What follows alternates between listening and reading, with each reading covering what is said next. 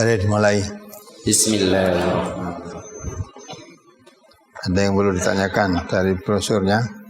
Ada beberapa pertanyaan Ustaz dari brosur. Ya. Diawali dari halaman pertama, hadis yang kedua. An Abdullah bin Abi Qatadah an abihi anna Nabiyya sallallahu alaihi wasallam kana yaqra'u fi rak'atainil ulayaini min al-dhuhri wal 'asri bi Fatihatil kitabi wa suratin wa yusmi'unal ayata ahyanan wa yaqra'u fi rak'atainil ukhrayaini bi Fatihatil kitabi. Rawahu Muslim. Dari Abdullah bin Abi Qatadah dari ayahnya bahwasanya Nabi Shallallahu Alaihi Wasallam dahulu membaca Al-Fatihah dan surat pada 2 rakaat yang awal, yakni rakaat pertama dan kedua pada sholat duhur dan sholat asar. Dan beliau kadang memperdengarkan bacaan ayat kepada kami. Dan beliau membaca Al-Fatihah pada 2 rakaat yang lain, yakni rakaat ketiga dan keempat. Hadis riwayat Muslim. Pertanyaannya, apakah hadis ini menjadi dalil bahwa saat sholat duhur dan asar bacaan Al-Fatihah dan suratnya boleh dijaharkan, Ustaz? Kadang-kadang di sini kan ahyanan, kadang-kadang boleh, kadang-kadang boleh dijaharkan. Kalau tidak dijaharkan kan tidak mendengar makmumnya.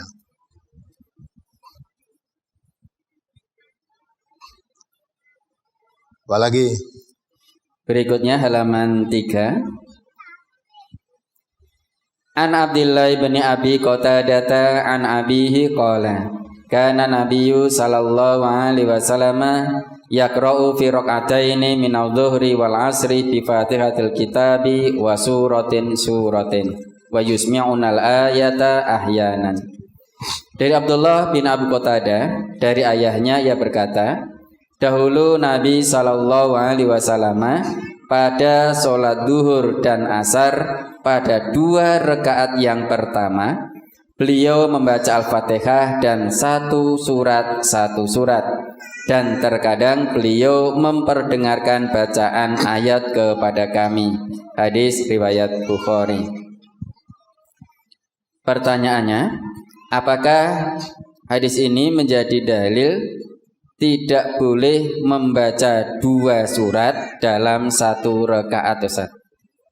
Coba balenan. Dipahami sing tenan, ayo dibaca lagi artinya.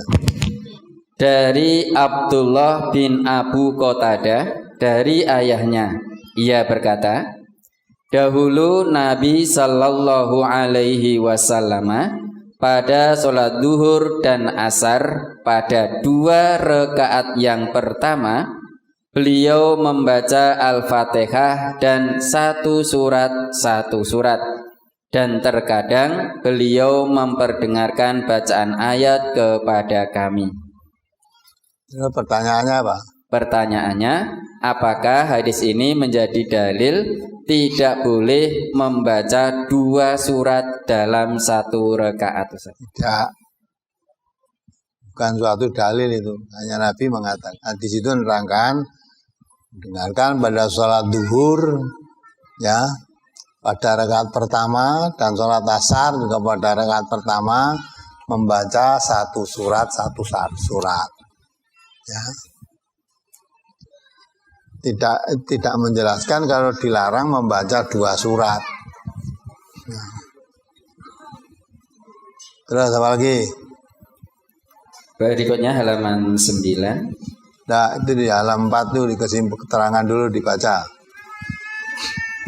Halaman 4. Keterangannya itu. Keterangan dari hadis tersebut bisa difahami bahwa pada tiap-tiap rakaat boleh membaca surat. Jadi tidak hanya rakaat pertama dan rakaat kedua saja. Rakaat ketiga, rakaat 4 pun boleh membaca surat, tidak hanya Al-Fatihah saja, gitu. Dari berdasarkan hadis-hadis ini tadi. Terus dibaca berikutnya itu. Hadis Mohon maaf saya bacakan hadis sebelumnya Ustaz sehingga nanti muncul keterangan tersebut. Ya. An Abi Sa'idin Al-Khudri anna Nabiyya sallallahu alaihi wasallam kana yaqra'u fi sholati dhuhri fi raq'atainil ulayaini fi kulli raq'atin qadra salasina ayatan wa fil ukhrayaini qadra khamsa asyrata ayatan au qala nisfa dzalika wa fil asri fi raq'atainil ulayaini fi kulli raq'atin qadra qiraati khamsa asrata ayatan wa fil ukhrayaini qadra nisfi dzalika. Rawahu Muslim. Dari Abu Sa'id Al-Khudri bahwasanya Nabi sallallahu alaihi wasallam dahulu membaca di dalam sholat duhur pada 2 rakaat yang pertama pada masing-masing rakaat seukur 30 ayat dan pada 2 rakaat yang lain seukur bacaan 15 ayat atau separuh dari itu. Dan pada sholat asar pada 2 rakaat yang pertama masing-masing rakaat seukur bacaan 15 ayat dan pada 2 rakaat yang lain seukur separuh dari itu. Hadis riwayat Muslim. Kemudian keterangan dari hadis tersebut bisa dipahami bahwa pada tiap-tiap rakaat boleh membaca surat. Paham ya? Ya biasanya yang dilakukan Nabi rakaat pertama dan kedua kira-kira 30 ayat. Itu pun tidak menjadi ketetapan. Kalau saudara membaca ayat sesudah Al-Fatihah membaca surat tidak harus 30 ayat. Ya. Tidak harus 30 ayat. Kalau kamu sholat duhur rakaat pertama, sholat dengan rakaat kedua, suratnya apa biasanya? Ya. Nah, kan tidak harus 30 ayat kan? Mungkin qul ya ayyuhal kafirun dengan wal asri, atau mungkin qul a'udzu birabbinas dengan qul a'udzu birabbil falaq, atau mungkin qul Allah dengan inna atainakal kautsar. Boleh enggak itu? Boleh. Boleh juga. Baca 30 ayat boleh juga. Ya. Nah, rakaat ketiga dan keempat biasanya lebih rendah atau separuh. Biasanya separuh dari artinya lebih pendek daripada rakaat pertama dan rakaat kedua suratnya. Gitu. Nah, kalau kamu membaca inna ataina dan qul Allah, rakaat ketiga empat yang paling pendek lagi apa?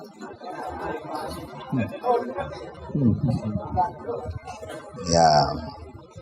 Ya, apalagi pertanyaannya? Halaman 7 masuk ke halaman 8. An Ali bin Sabitin sami al-Bara radhiyallahu anhu qala sami'tu nabiyya sallallahu alaihi wasallam yaqra'u wattini wazaituni fil isya'i ma sami'tu ahadan ahsana sautan minhu au qira'atan. Rawahul Bukhari. Dari Adi bin Sabit, ia mendengar Al-Bara radhiyallahu an, ia berkata, aku mendengar Nabi sallallahu alaihi wasallam membaca wattini wazaitun atau Quran surat At-Tin pada salat Isya, yang aku belum pernah mendengar seseorang yang lebih bagus suaranya atau bacaannya daripada beliau. Hadis riwayat Bukhari juz 1 halaman 186. Berdasarkan hadis tersebut, apakah diperbolehkan seorang imam membaguskan suaranya dengan melantunkan bacaan sehingga dapat menyentuh kolbu? Boleh. Bacanya boleh. Ya. Jadi orang asal bacaannya benar aja boleh. Artinya lantunkan bacaannya, tapi tidak melanggar aturan, ya, makhraj dan tajwidnya, panjang pendeknya yang benar, gitu. Ya. Boleh, nggak ada larangan. Apalagi? Berikutnya, halaman 8 masuk ke halaman 9.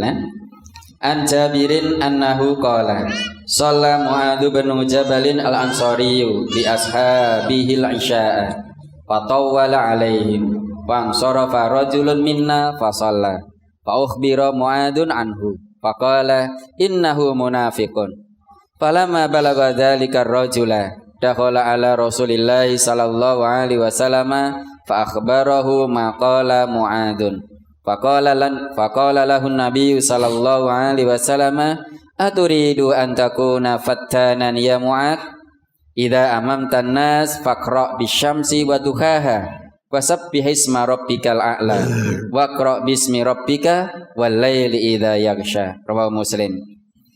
Dari Jabir bahwasanya ia berkata, Mu'adz bin Jabal al-Ansari pernah mengimami sahabat-sahabatnya salat Isya. Ia membaca surat yang panjang. Lalu ada seorang laki-laki di antara kami yang memutus. Lalu ia sholat sendiri. Kemudian Mu'adz diberitahu tentang hal itu. Lalu Mu'adz berkata, dia munafik. Setelah perkataan Mu'adz itu sampai kepada laki-laki tersebut, lalu ia menghadap kepada Nabi sallallahu alaihi wasallam menyampaikan apa yang dikatakan Mu'adz. Maka Nabi sallallahu alaihi wasallam bersabda kepada Mu'adz, ya Mu'adz, apa kamu hendak menjadi tukang penyusah? Apabila kamu mengimami orang banyak, maka bacalah surat wasyamsi wa duhaha atau sabbihisma rabbikal a'la atau iqra bismi rabbika atau wal laili idza yaghsha. Hadis riwayat Muslim. Pertanyaan, kalau imam bacaan Al-Fatihah dan suratnya tidak baik dan cepat, bahkan gerakan sholatnya juga cepat, sampai kita tidak sempat membaca Al-Fatihah dengan baik dan sholatnya tidak khusyuk, apakah boleh kita mufarraqah memutus sholat dengan imam dan sholat sendiri? Bagaimana cara mufarraqahnya? Lewat di depan makmum atau di sela-sela atau di pinggir makmum di belakang? Kalau kita di soft, kalau kita berada di soft depan, dan lebih baik sholat sendiri di situ, pulang ke rumah berjamaahnya dengan anak atau mencari masjid yang lain, Ustaz?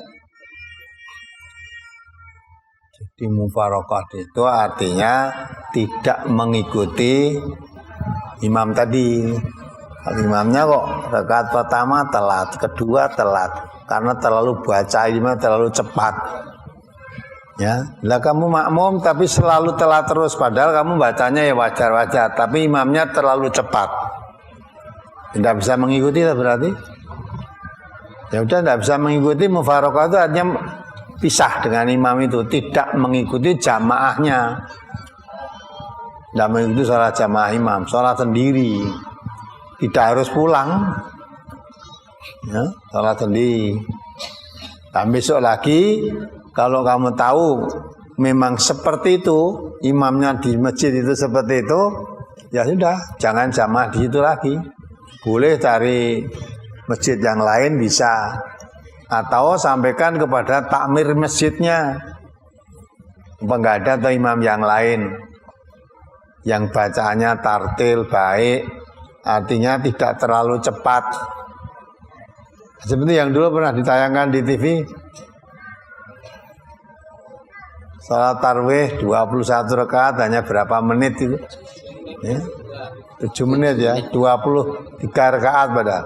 Lah kamu mau ikuti apa tuh? Tidak mungkin, ya. Nah kalau seperti itu mau masuk masjid, imamnya kok itu seperti yang kemarin imamnya, udah tidak usah ikut jamaah di situ. Boleh cari masjid yang lain. Memang ada kalanya ada sholat terlalu cepat, ya. Wah, sehingga mbah yang dibaca apa tidak tahu. Ya. Nah, memang kalau tidak bisa mengikuti ya medot. Wong terlalu panjang aja boleh putus, ya tanyakan Mu'adz ini tadi. Jadi ada orang makmum bersama Mu'adz, buatannya terlalu panjang, sehingga makmumnya tetap lelah, payah. Akhirnya dia memutus sholat sendiri, tidak mengikuti Mu'adz sebagai imam tadi. Lah berita itu disampaikan oleh sahabat yang lain kepada Mu'adz, ya Mu'adz, karena bacaanmu terlalu panjang. Tadi ada orang yang memutus tidak ikut jamaahmu. Langsung Mu'adz spontan menjawab, itu orang munafik. Nah, ya. Lah yang dikatakan orang munafik ya orang terima, no. Ya. Akhirnya sampaikan pada Nabi, apa betul saya memutus tidak mengikuti imamnya Mu'adz, saya memutus dari makmumnya, apa betul saya munafik ya Rasulullah? Sampaikan.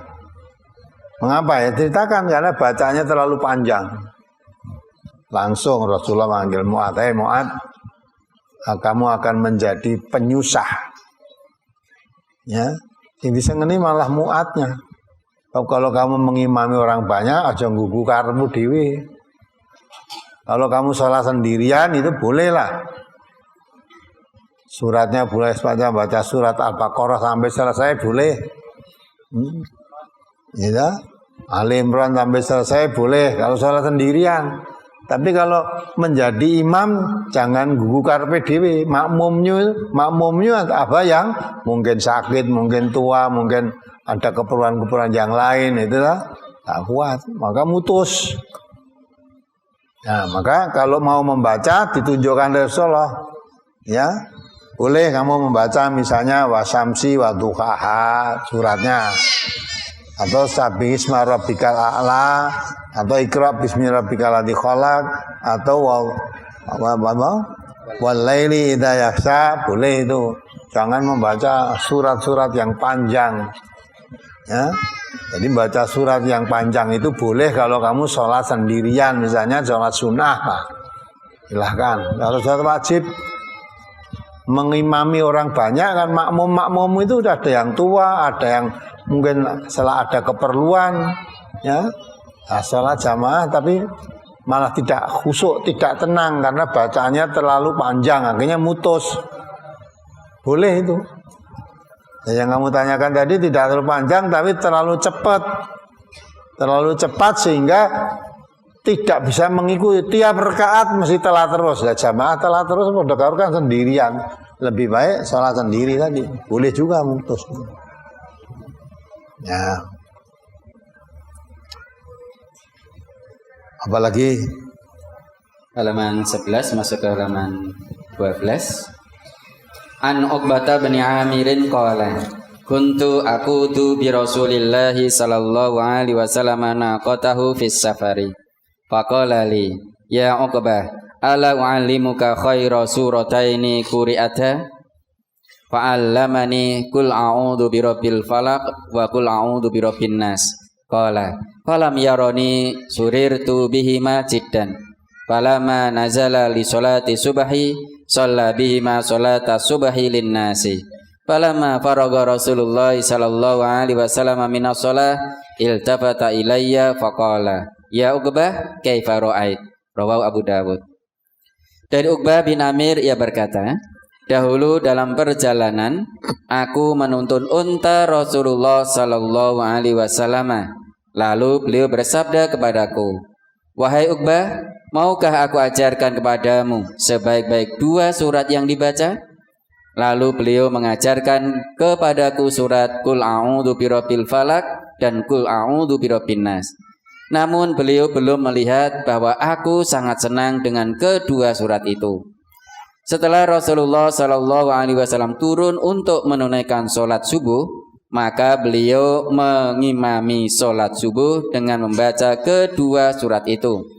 Setelah selesai sholat, Rasulullah sallallahu alaihi wasallam menoleh kepadaku seraya bersabda, hai Uqbah, bagaimana pendapatmu? Hadis riwayat Abu Dawud.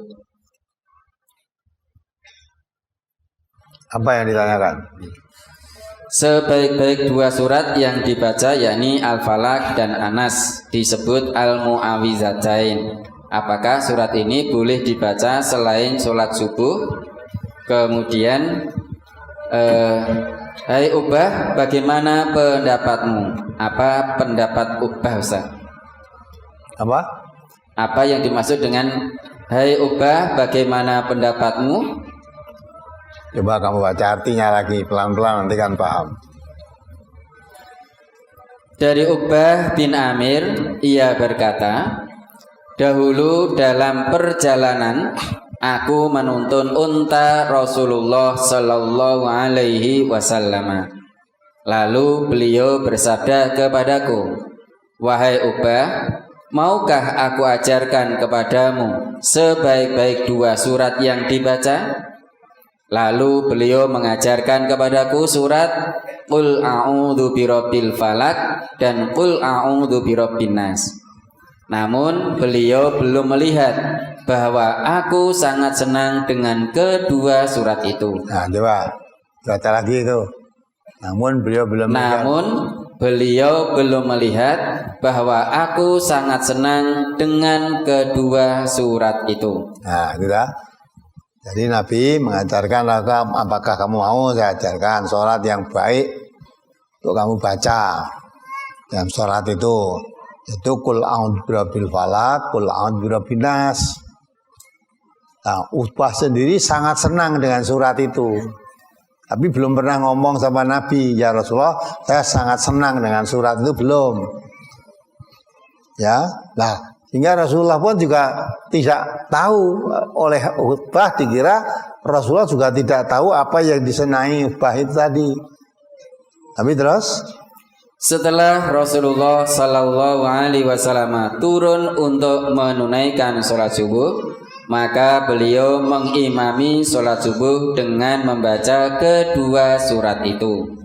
Setelah selesai sholat, Rasulullah Sallallahu Alaihi Wasallam menoleh kepadaku seraya bersabda, hai Ubah, bagaimana pendapatmu? Ya lah. Padahal Ubah itu dengan surat ini bagaimana? Senang. Tapi belum pernah matur pada Nabi, ya Rasulullah, saya senang sekali surat itu untuk dibaca dalam sholat. Nah, terus Nabi membaca dalam sholatnya, membaca surat yang disenangi Ubah itu. Dari imami sholat subuh membaca surat itu. Setelah selesai noleh pada Ubah tanya, piye kowe seneng ora gitu loh. Maksudnya bagaimana Ubah pendapatmu? Mestinya dijawab sangat senang. Jadi apa yang senangi surat dibaca oleh Ubah itu kebetulan dipakai oleh Rasulullah dibaca dalam sholat subuh. Ubah makmum di belakangnya. Maka selesai ditanya, bagaimana pendapatmu surat yang saya baca tadi? Ya cocok loh, gitu. Seneng kok dia kok. Ya lain dengan yang motornya Ali Imran, dia pendapatmu kesel. Gitu. Saya mutuskan dia. Lah kadang ini surat yang dikatakan oleh Rasulullah itu yang Qul a'udzu birabbil falaq, Qul a'udzu birabbin nas, itu sekarang yang sangat baik. Nah, terus dipraktekkan Rasulullah. Ubah sendiri senang. Kalau sholat hanya membaca surat itu tadi senang. Jadilah Rasulullah melaksanakan praktek sholat mengimami Ubah dengan surat itu. Setelah selesai, pendapatmu piye? Nah, seolah-olah kan Nabi tahu apa yang disenangi Ubah. Walaupun Ubah belum pernah ngomong pada Nabi kalau saya sangat senang membaca surat itu loh. Belum pernah. Nah, maka belum pernah, tapi Nabi membacanya surat itu lah seolah-olah itu menyenangkan Ubah. Ya, itu maksudnya. Maka bagaimana pendapatmu? Nah, jadi cocok dengan yang dibaca Nabi itu, cocok dengan disenangi Ubah. Ya. Saudara-saudara sudah senang tuh, lihat sholat subuh bacaannya pendek itu ya senang tuh. Ya. Apalagi halaman 12 hadis yang terakhir. An Uqbah bin Amirin annahu sa'ala Nabiyya sallallahu alaihi wasallam 'anil mu'awwidhataini. Qala Uqbah fa ammana bihima Rasulullah sallallahu alaihi wasallam fi salatil fajri. Rawahu An-Nasa'i. Dari Uqbah bin Amir bahwasanya ia pernah bertanya kepada Nabi sallallahu alaihi wasallam tentang al-mu'awwidhataini, yakni Quran surat Al-Falaq dan An-Nas. Uqbah berkata, kemudian beliau mengimami kami pada sholat subuh dengan membaca kedua surat tersebut. Hadis riwayat Nasa'i. Pertanyaan, Al-mu'awwidhataini itu secara bahasa artinya apa Ustaz? Ya, itu al-mu'awwidzat. Ya, surat yang dua apa itu? Ta'awud. Qul a'udzu birabbin nas. Qul a'udzu birabbil falak. Pakai ta'awud semua tuh. Qul a'udzu birabbin nas. Mohon perlindungan pada Allah dari Tuhannya manusia. Qul a'udzu birabbil falak. Baru pakai a'udzu billah tadi lah. Qul a'udzu birabbil falak. Mohon perlindungan kepada Allah yang menciptakan, ya. Falak itu semua makhluk yang ada itu. Sehingga duanya itu pakai a'udzu itu semua. Qul a'udzu birabbil falaq, qul a'udzu birabbin nas. Ya. Itu Allah menyebut dengan mu'awwidzan itu dua ta'awud gitu lah. Ta'awud, a'udzu tadi ta'awud.